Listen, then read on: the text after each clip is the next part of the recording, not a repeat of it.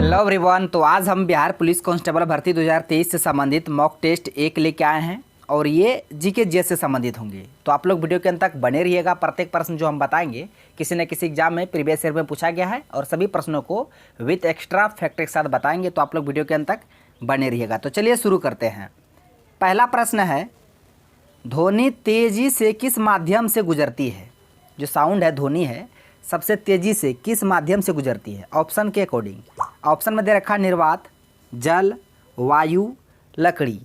तो बता दें हम, जो ध्वनि है, ध्वनि ये सबसे अधिक ठोस में गमन करती है। किस में? ठोस में। उसके बाद द्रव में,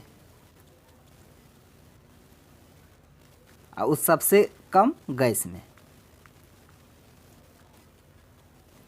तो इस सीक्वेंस को आप लोग याद रखिएगा। ध्वनि सबसे अधिक गमन करते हैं ठोस में, उसके बाद द्रव में, उसके बाद गैस में। तो ऑप्शन में दिया निर्वात, जल, वायु, लकड़ी।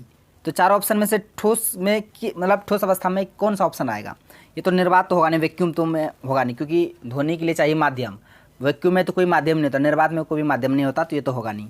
जल तो आ गया आपका, क्या लिक्विड आ गया, तो लिक्विड से ज़्यादा ठोस में करता है ना, तो जल भी नहीं होगा। वायु गैस में आ गया, तो गैस से ज़्यादा द्रव, द्रव से ज़्यादा ठोस, यानी वायु भी नहीं होगा। लकड़ी ये ठोस में आएगा, तो इसका आंसर ऑप्शन डी हो जाएगा। तो ध्वनि सबसे अधिक किस माध्यम से गुजरती है? लकड़ी, ऑप्शन के अकॉर्डिंग। तो वैसे देखा जाए सबसे अधिक ठोस, उसके बाद द्रव, उसके बाद गैस। इस सीक्वेंस को आपको याद रखना है, ठीक है। अब बढ़ते हैं अगले प्रश्न की ओर। प्रश्न है, लिटमस को डॉट डॉट से निकाला जा सकता है। लिटमस को किससे प्राप्त किया जा सकता है? बता दें, एक लाइकेन, लाइकेन होता है, लाइकेन से प्राप्त किया जाता है। लाइकेन किससे मिलकर बना है? तो ये शैवाल और कवक, शैवाल और कवक के सहजीवी रूप है लाइकेन। शैवाल और कवक, शैवाल और कवक के मिलने से लाइकेन बनता है। लाइकेन से लिटमस को प्राप्त किया जाता है। तो इसका आंसर परवाल नहीं होगा, राइजोबियम नहीं होगा, माइक्रोराइजा नहीं होगा। इसका आंसर ऑप्शन ए हो जाएगा, लाइकेन। लाइकेन ये वायु प्रदूषण का सूचक है, इसके भी याद रखिएगा। वायु प्रदूषण का सूचक पूछता बहुत बार एग्जाम में, वायु प्रदूषण का सूचक लाइकेन। लाइकेन किससे मिलकर बना है? शैवाल और कवक। और लाइकेन से क्या प्राप्त किया जाता है? लिटमस। तो इसका आंसर ऑप्शन ए हो गया। तो सारे फैक्ट को आपको याद रखना है। प्रश्न पूछता है कि शैवाल के अध्ययन को क्या कहा जाता है? शैवाल के अध्ययन को फाइकोलॉजी, शैवाल के अध्ययन को फाइकोलॉजी कहा जाता है। और कवक के अध्ययन को? तो बता दें, कवक के अध्ययन को माइकोलॉजी। बहुत ही महत्वपूर्ण प्रश्न है, इसको आपको याद रखना है। शैवाल के अध्ययन को फाइकोलॉजी, कवक के अध्ययन को माइकोलॉजी। नेक्स्ट है, निम्नलिखित में से किस शासक को भारत का नेपोलियन कहा गया? भारत का नेपोलियन किसे कहा जाता है? चंद्रगुप्त प्रथम, ये गुप्त वंश का वास्तविक संस्थापक है। प्रश्न पूछेगा, गुप्त वंश का संस्थापक श्रीगुप्त, गुप्त वंश का संस्थापक श्रीगुप्त, लेकिन कहेगा गुप्त वंश का वास्तविक संस्थापक कौन था? तो चंद्रगुप्त प्रथम, चंद्रगुप्त संस्थापक। तो चंद्रगुप्त प्रथम को वास्तविक संस्थापक कहा जाता है। और चंद्रगुप्त द्वितीय, इन्होंने विक्रमादित्य को उपाधि धारण किए थे, विक्रमादित्य। तो प्रश्न पूछेगा कि कौन सा गुप्त शासक जिन्होंने विक्रमादित्य को उपाधि धारण किए थे? चंद्रगुप्त सेकेंड। और इन्हीं के दरबार में नवरत्न थे। कुमारगुप्त प्रथम, ये नालंदा विश्वविद्यालय के संस्थापक थे। नालंदा विश्वविद्यालय स्थापना किसने किए थे? कुमारगुप्त प्रथम, नालंदा विश्वविद्यालय। एक ही ऑप्शन बच गया, ऑप्शन सी, समुद्रगुप्त को भारत का नेपोलियन कहा जाता है। भारत का नेपोलियन किसे कहा जाता है? समुद्रगुप्त को। बाकी इसके अलावा जो हम चारों ऑप्शन के बारे में बताए हैं, आप इसे भी याद रखिएगा। चंद्रगुप्त प्रथम को वास्तविक संस्थापक, लेकिन संस्थापक श्रीगुप्त है। चंद्रगुप्त द्वितीय, ये विक्रमादित्य को उपाधि, नवरत्न इसी के दरबार में थे। कुमारगुप्त प्रथम नालंदा विश्वविद्यालय के संस्थापक थे।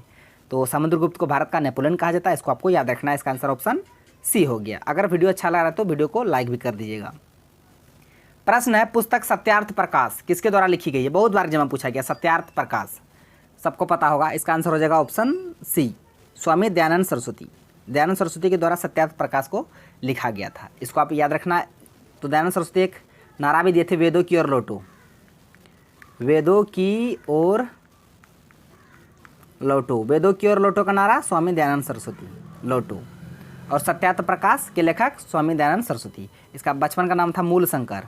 क्या था? मूल शंकर। ये भी प्रश्न एग्जाम में पूछे जाते हैं, तो सभी प्रश्न को याद रखना है। तो सत्यार्थ प्रकाश के लेखक कौन है? स्वामी दयानंद सरस्वती। इसका आंसर ऑप्शन सी हो गया। प्रश्न है बल की सीजीएस इकाई क्या है। एक होता है SI unit, SI unit, SI इकाई, ये तो सबको पता होगा, न्यूटन। बल का एसआई यूनिट न्यूटन है, लेकिन सीजीएस यूनिट क्या है? तो सीजीएस यूनिट डाइन है। क्या है? डाइन। बल का एसआई मात्रक न्यूटन, सीजीएस मात्रक डाइन। तो यहाँ न्यूटन नहीं होगा, ओम नहीं होगा, ओम मीटर नहीं होगा। इसका आंसर ऑप्शन सी बी हो जाएगा, डाइन। तो बल का एसआई मात्रक पूछेगा तो न्यूटन, लेकिन सीजीएस मात्रक पूछेगा तो डाइन हो जाएगा। प्रश्न है भारत की कौन सी नदी बंगाल की खाड़ी में गिरती है? बंगाल की खाड़ी में भारत की कौन सी नदी गिरती है? ये हो गया bay of Bengal, bay of Bengal, ये हो गया अरेबियन सी। ठीक है, तो देखिए माही, नर्मदा, ताप्ती, ये तीनों नदी अरेबियन सी में गिरती है, लेकिन गोदावरी नदी महाराष्ट्र निकलकर बंगाल की खाड़ी में गिरती है। तो इसका आंसर क्या हो जाएगा? ऑप्शन डी, गोदावरी नदी।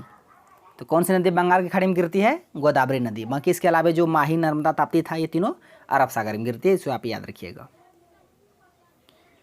प्रश्न है गति के समीकरण पढ़े होंगे आप लोग, फिजिक्स में पढ़े होंगे गति के समीकरण। तो v बराबर क्या होता है? v इक्वल होता है u प्लस, ये u है, v नहीं समझ लीजिएगा, u प्लस at, ये गति का समीकरण का फॉर्मूला है। तो इसमें से जो बताया गया u क्या दर्शाता है, यहाँ जो u है ये क्या दर्शाएगा? तो u ये प्रारंभिक वेग दर्शाएगा, इनिशियल वेलोसिटी, प्रारंभिक वेग। और v क्या दर्शाएगा? अंतिम वेग, v अंतिम वेग, u प्रारंभिक वेग, a त्वरण एक्सेलरेशन, t समय टाइम। तो यहाँ u बता था, इसका आंसर ऑप्शन बी हो जाएगा, प्रारंभिक वेग। u क्या दर्शाता? प्रारंभिक वेग। प्रश्न है प्रसिद्ध स्मारक जो आराम बाग है, आराम बाग बाबर द्वारा बनवाया गया था, ये कहाँ पे स्थित है? आराम बाग बाबर के द्वारा बनाया गया था, लेकिन कहाँ बनाया गया था ये आपको बताना है। ऑप्शन में दे रखा है दिल्ली, मध्य प्रदेश, बिहार, उत्तर प्रदेश। बता दीजिए आराम बाग ये यूपी में है। कहाँ है? यूपी में। इसका आंसर ऑप्शन डी हो जाएगा। प्रश्न है कनिष्क किस महान वंश का राजा था? सबको पता होगा कनिष्क किस वंश का था? तो कुषाण वंश का। कुषाण वंश का सबसे महान शासक कौन था? कनिष्क था। लेकिन संस्थापक कौन था? कुजुल कड फिसस, कुजुल कड फिसस, फीसस। तो याद रखिएगा कुषाण वंश का संस्थापक कुजुल कड फिसस, लेकिन महानतम शासक जो था वो कनिष्क था। महानतम शासक कनिष्क, लेकिन संस्थापक कुजुल कड फिसस। प्रश्न है पुष्यमित्र शुंग द्वारा मारा जाने वाला अंतिम मौर्य शासक कौन था? अंतिम मौर्य शासक, मौर्य वंश का संस्थापक कौन थे? चंद्रगुप्त मौर्य। उसी का बेटा बिंदुसार, उसका बेटा अशोक। तो मौर्य वंश का अंतिम शासक कौन था? तो बृहद्रथ था। कौन था? बृहद्रथ। बृहद्रथ को ही मार करके पुष्यमित्र शुंग ने शुंग वंश का स्थापना किया था। तो इसका आंसर ऑप्शन बी हो गया। इसको आपको याद रखना है। तो फ्रेंड्स आज का प्रश्न बस यहीं तक था। सारे प्रश्नों को विद एक्स्ट्रा फैक्ट के साथ बता दिए। आई होप आपको वीडियो पसंद आया होगा। यदि वीडियो पसंद आया तो मेरा वीडियो को लाइक कीजिए तथा मेरा YouTube channel MR competitive classes को सब्सक्राइब करें और बेल आइकन को भी हिट कर दीजिए ताकि हर एक लेटेस्ट वीडियो का नोटिफिकेशन तुरंत आप तक पहुंच जाए। Thanks for watching video. धन्यवाद। अब मिलते हैं नेक्स्ट वीडियो में नेक्स्ट टॉपिक के साथ। तब तक के लिए जय हिंद।